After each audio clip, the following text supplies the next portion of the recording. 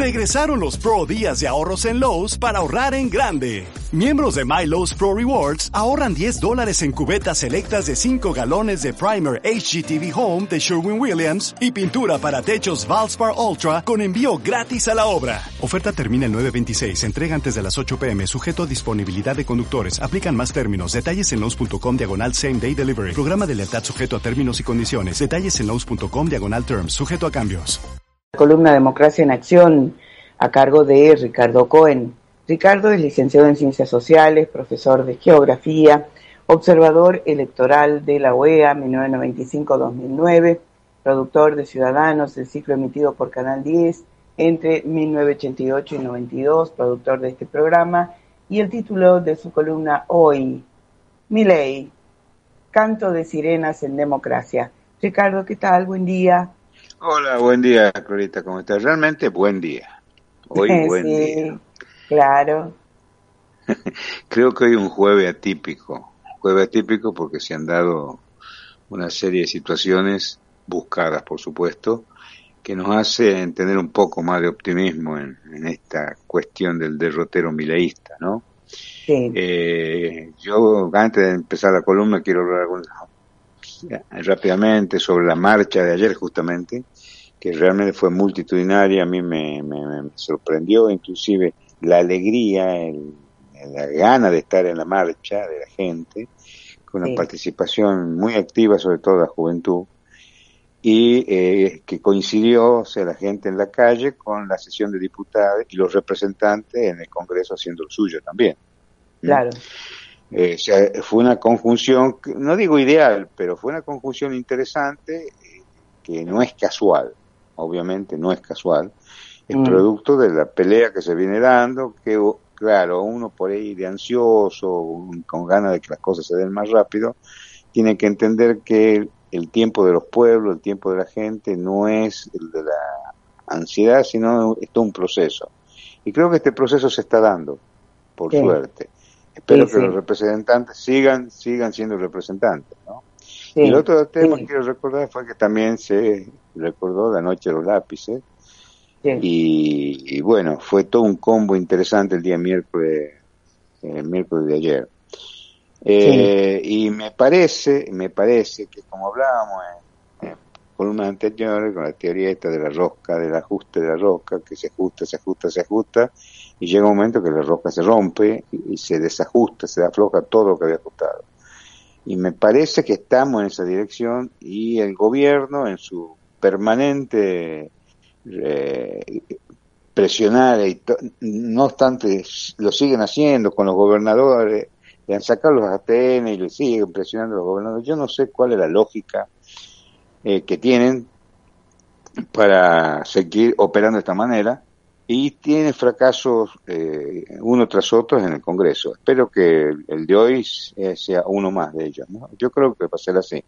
Sí, no solo en el Congreso, sino que en las últimas elecciones que se han venido dando en diferentes provincias, el caso de Corrientes, por ejemplo, uno lo tiene muy fresco, un factor que me parece que no es menor, además, ¿no es cierto?, de esto central que vos estás señalando, un factor de peso es la implosión. Yo creo que estamos ante una implosión del espacio político liberticida, porque las peleas internas son de tal magnitud que entonces eso les impide, ¿no es cierto?, mantener ni siquiera bloques unidos, ¿no?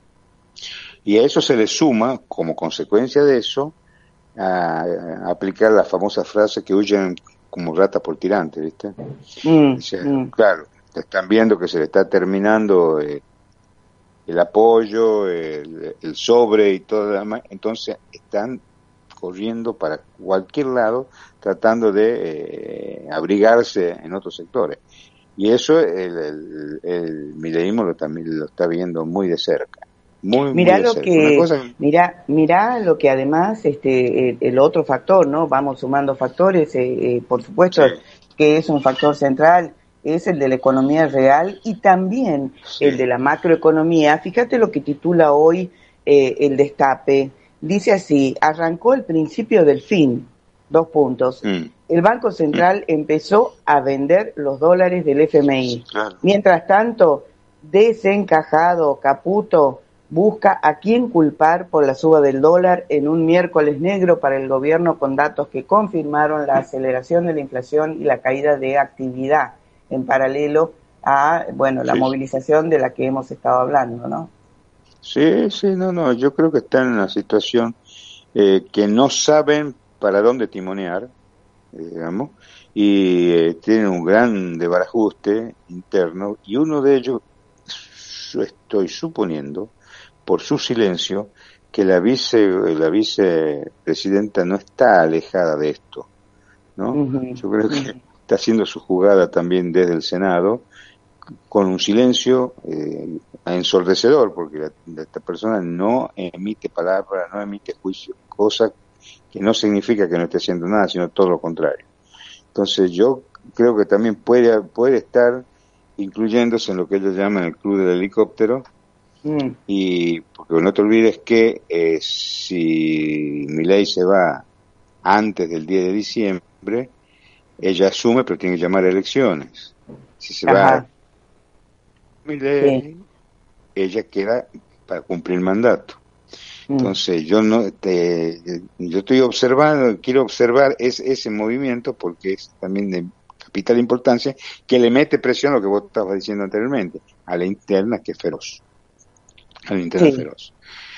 Sí. Bueno, ¿por qué canto de sirenas en democracia el tema? A mí me llamó la atención la presentación del presupuesto 25-26, porque de golpe Milei era Santa Gertrudis, qué sé yo, no sé, empezó a abrir el grifo por todos lados, y uno se pregunta, ¿por qué no lo hizo antes? Porque lo podía haber hecho antes.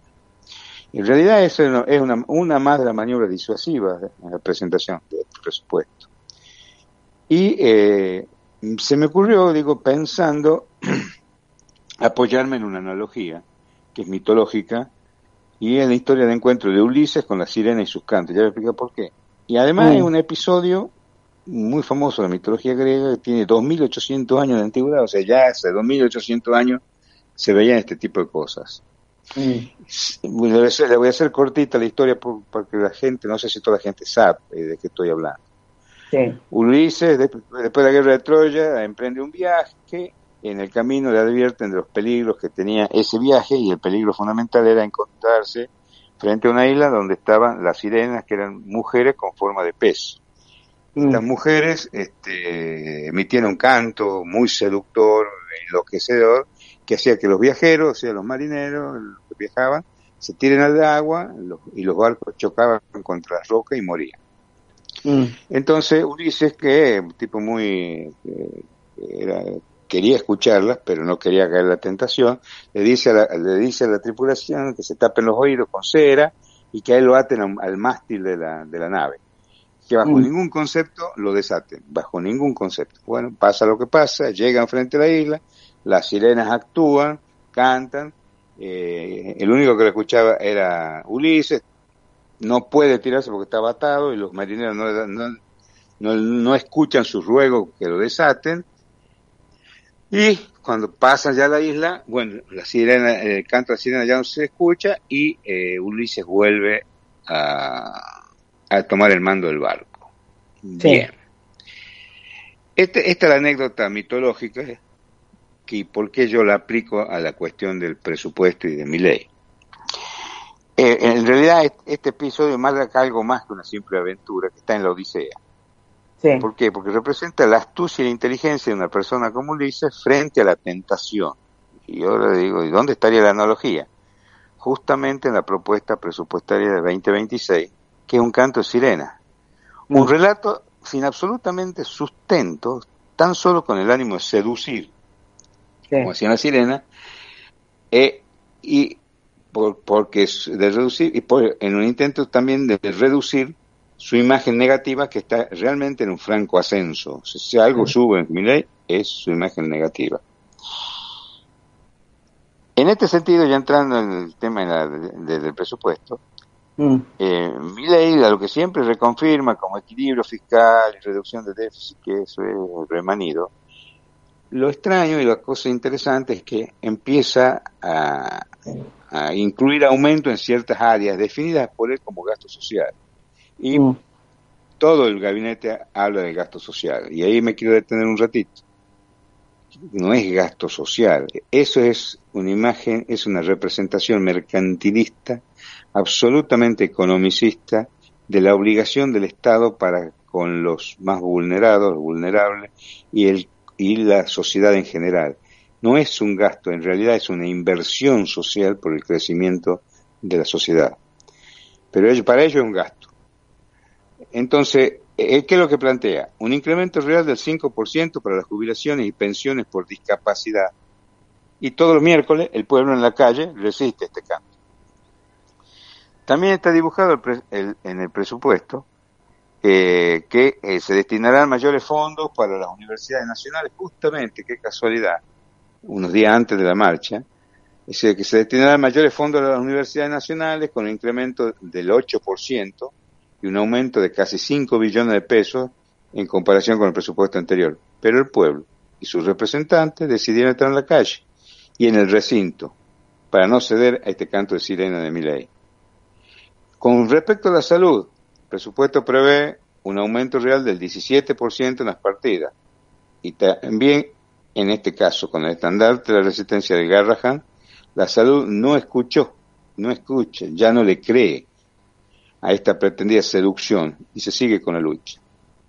Otro dato interesante del presupuesto de esta obra, ópera prima del señor Milei, anticipa un crecimiento del PBI del 5% para el año 2026, que dice impulsado por la estabilidad fiscal, cosa que habría que ver.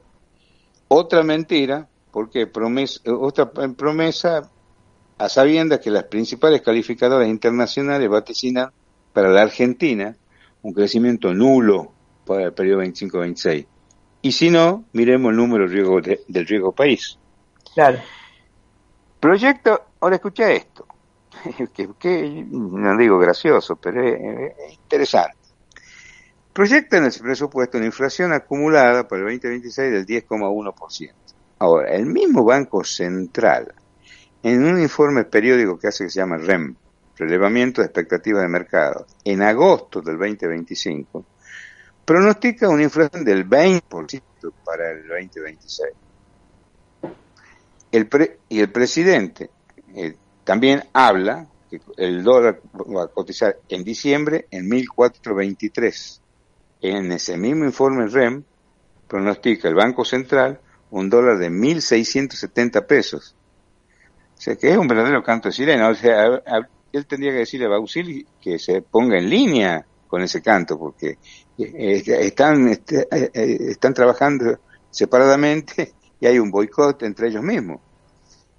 Este mito de la sirena se convirtió en una metáfora universal de las tentaciones irresistibles y fundamentalmente del autocontrol necesario para resistirlo, que creo que la sociedad está entendiendo.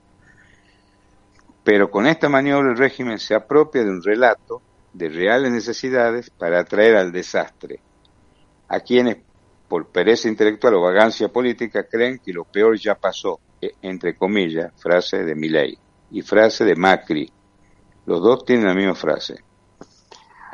A la luz de los resultados generados en el Congreso y con el pueblo en la calle, parecería ser que el canto de la sirena de Milei no le estaría dando resultado. Me parece que va a tener que usar otra estrategia.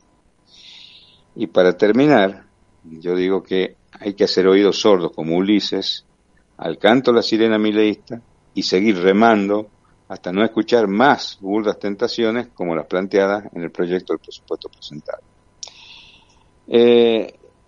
Yo creo que está absolutamente develado el juego de la distracción que tiene Milei, el juego de la mentira, porque es un conspicuo mentiroso, miente permanentemente, no solo él, sino todo su gabinete, se han juntado todos los mentirosos del país ahí, y fortalecer lo que se está dando, que es la reacción de nuestros representantes, por un lado, y en unidad con el pueblo en la calle.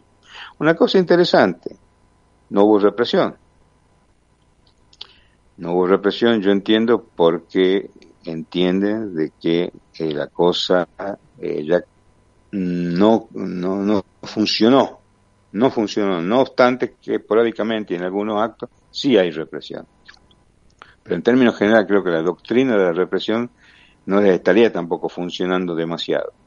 Así que, bueno, yo creo que es el momento de acelerar, no olvidarse que el enemigo no se da por vencido nunca.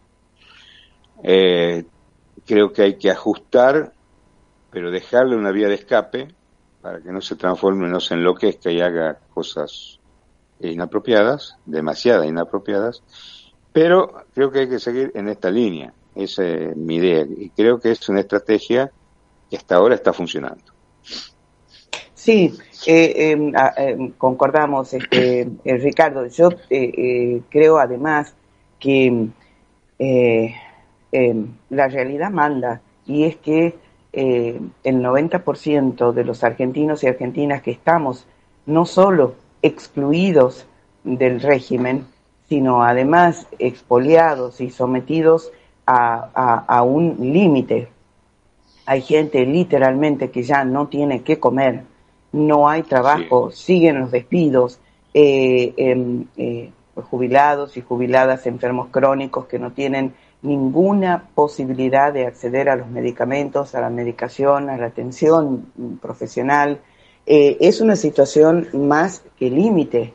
Entonces, bueno, por ese lado, ¿no es cierto? Y en ese sentido, la desesperación también, me parece, está jugando en forma decidida, ¿no es cierto?, a que la gente mayoritariamente salga a la calle por fuerza, queriendo o no, empiecen a redescubrir el valor de reconstruir los lazos solidarios y colectivos, pero lamentablemente todo tiene un pero.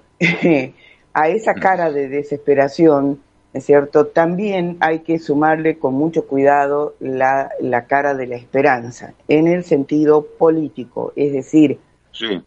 El próximo horizonte es el 26 de octubre. Bien, en el supuesto, y va un pedido de opinión de tu parte, en el supuesto de que efectivamente el gobierno, el régimen, pierda, ¿no es cierto?, en promedio a nivel nacional, vaya a saber si vamos a tener, ¿no es cierto?, una nueva sorpresa respecto de el por cuánto va a perder. ¿Qué viene después? Mira, yo me estoy planteando dos escenarios en ese sentido. Uno, un escenario en donde, como dice el dueño del régimen, en la curva yo acelero, intente un Fujimorazo. Eso es un escenario en donde al no poder controlar con votos el Congreso, lo cierra. ¿Sí? Eso es una alternativa. Muy difícil, en Argentina nunca sería una cosa de esa, pero tampoco sería un caso de tener un presidente como Milei. Son las dos cuestiones. Y el otro escenario que yo por ahí me estoy mirando es que ante una pérdida, que no necesariamente tendría que ser del 13%, por un porcentaje alto, el tipo, bueno, desista de su presidencia. Yo creo que hay mucho rumor, hay mucho ruido en este sentido, y yo creo que está esperando el 26 y tendría ahí, como vos dijiste en algún momento, la excusa perfecta para echarle la culpa a alguien de por qué se va. Pero yo creo que no está lejos de su análisis, de su expectativa, la posibilidad de renunciar.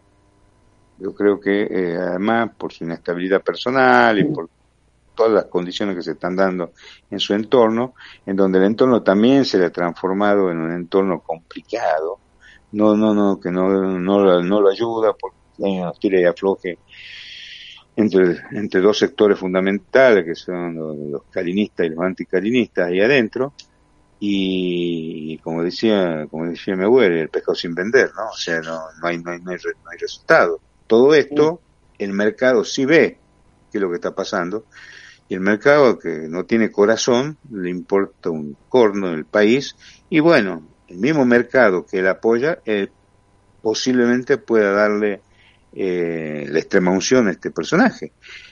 Esas son las dos alternativas que veo. Ahora, habría una tercera alternativa y es que gane. Ojo, en este juego de la democracia y de los votos, yo no digo que puede pasar cualquier cosa, pero sí es una alternativa que gane. Si bueno, gana, y otra alternativa también es, bueno, estamos, ¿no es cierto?, ya pasada estamos entrando, ¿no es cierto?, en la segunda quincena de septiembre, es decir, estamos a menos de un mes y medio de las elecciones. Entonces pienso también que en ese lapso de tiempo habrá que ver qué ocurre con las 3 investigaciones principales judiciales, ¿no es cierto?, que se están siguiendo por los distintos casos de corrupción del gobierno. Hoy nos enteramos, por ejemplo, que hubo un cambio de juzgado, ¿no?, que está preocupándole también a los hermanos Milei en el caso Libra, ¿no?, de la estafa Libra, porque el juez Ariel Lijo, esto estoy contándole a la audiencia, declaró la incompetencia y envió la causa por conexidad a su colega Martínez de Giorgi, que está investigando una sucesión de presuntos pagos ilegales para poder reunirse con Milei. Entonces, esto es el caso Libra, ¿no es cierto? Luego también hay novedades hoy con respecto al fentanilo contaminado, que nos hemos olvidado, ha cobrado la vida de casi 100 personas. Y, ¿no es cierto?, toda la mancha venenosa, ¿no es cierto?, a partir de las coimas en la Agencia Nacional de Discapacidad, que salpican al ANSES, que salpican al PAMI, etcétera. Y digo, si Karina Milei se ve acorralada por algunas o todas de estas causas, y efectivamente la presión, digamos, del entorno, la presión del entorno se torna muy pesada, muy densa, digamos. Ya sabemos que Javier Milei sin su hermana no es nadie ni nada, ¿no es cierto? Por su condición, no me gusta hablar de condición psiquiátrica porque no soy quien, pero bueno. Digamos, por condiciones personales. Así que entonces ese también es un factor. Habrá que ver, ¿no es cierto?, en estas 5 o 6 semanas, 5 semanas y monedas, ¿no es cierto?, cómo avanzan estas causas y cómo avanza además la citación a Karina Milei, que ahora se escapó a Estados Unidos, justamente la citación por parte del Congreso, quiero decir, de la Comisión Investigadora del caso Libra, que ojo, lo vengo subrayando acá y es importante tener en cuenta esto. La Comisión Investigadora de Libra tiene las mismas potestades que tienen las comisiones de juicio político. Esto es poder actuar con la fuerza pública. Sí. Bueno, yo creo que todo eso hace la preocupación de esta gente, y yo creo que están dando manotazos no muy planificados. Creo que ellos están asentados fundamentalmente sobre las actitudes violentas y actitudes de ajustes. Tienen una terquedad increíble, son muy tercos porque no van a reconocer, no reconocen nada. Lo vimos con el discurso de la elección de Buenos Aires, en donde reconoció haber perdido porque iban a seguir igual. Entonces, yo creo que sí, como vos decís, estas semanas que faltan hasta el 26 de agosto, hacen unas semanas muy interesantes, llenadas todos los días por alguna novedad. Todos los días vamos a tener una novedad acá. Y hoy, bueno, nos estamos despidiendo dentro de hora y media va a comenzar la sesión en el Senado, ¿no es cierto?, que todo indica que va a ser una tercera derrota, ¿no es cierto?, digo, en la cantidad sí. de... la lógica indica eso, la lógica. Así es, tal cual. Ricardo, sí. Un abrazo enorme, ¿eh? Un abrazo. Muchas gracias, un abrazo, nos vemos. Hasta la próxima. Bueno, cerramos la columna Democracia en Acción a cargo de Ricardo Cohen.